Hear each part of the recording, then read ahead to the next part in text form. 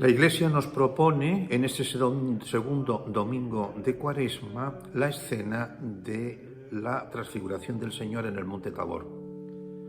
Si el primer domingo de Cuaresma la Iglesia nos ponía como el verso de la moneda o la cara de la moneda, porque veíamos a Jesús en el monte de la cuarentena ayunando y pasándolo mal, ahora nos presenta a Jesús también en un monte, en este caso en el Monte Tabor, pero en una escena totalmente diferente. Jesús se transfigura delante de sus discípulos y delante de dos grandes personajes del Antiguo Testamento, que son Eliseo profeta y Moisés el estadista. Aquí ya podemos sacar algunos detalles. El primero de ellos es que, como nos dicen los evangelios, Jesús solo se hizo acompañar en el Monte Tabor de aquellos que San Agustín llama los íntimos entre los íntimos del Señor. Me refiero a Pedro, Santiago y Juan. Los otros discípulos se quedaron al pie del monte y esos tres suben con Jesús y son los que son protagonistas o son testigos de esa transfiguración del Señor. No solamente sus vestidos se vieron de color blanco, como dicen los evangelistas, como ningún batanero conseguiría lavarlos, y la brillantez se está refiriendo a la transfiguración del Señor y por lo tanto la transfiguración en su gloria. Así como en Getsemaní y también en el Monte de la Cuarentena vemos el rostro doliente de Cristo, aquí vemos el rostro resucitado de Cristo, como diría el Papa San Juan Pablo II. Pero todavía no ha llegado el momento de la resurrección, ni siquiera el momento de la pasión. De hecho, la tradición de la Iglesia señala que Jesús se transfigura delante de sus discípulos precisamente para prepararlos para lo que vendrá después, porque habla con Moisés y con Elías de lo que va a ocurrir en Jerusalén, o sea, de su pasión. Hay otro detalle muy importante, y es que así como Jesús se hace rodear solamente de estos hombres que son sus íntimos, nos suscita una pregunta.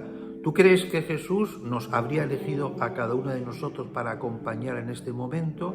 Recordar que estos tres hombres, Pedro y Santiago y Juan, serán los mismos que estarán presentes en Getsemaní y por lo tanto el otro lado de la moneda, cara y cruz, vamos a decirlo así, y es el que compartirá con el Señor los momentos más importantes. Elías es el gran orante y Moisés es el legislador de Israel. Parece como si el Señor entre estos dos pesos pesados está sopesando no solamente el paso del Antiguo Testamento al Nuevo Testamento, sino a todo lo que va a producirse en Jerusalén, que es la Pascua, y por lo tanto que todos los cristianos, todos los hombres de todos los tiempos, vamos a salir de ese pueblo elegido para convertirnos en el pueblo de Dios.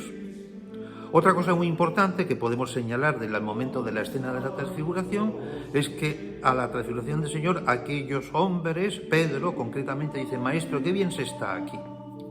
Ese estar bien aquí es precisamente el arte de la oración. Muchas veces la tradición de la Iglesia nos presenta el Monte Tabor no solamente como el lugar de la transfiguración, sino como el lugar de la oración de Jesús.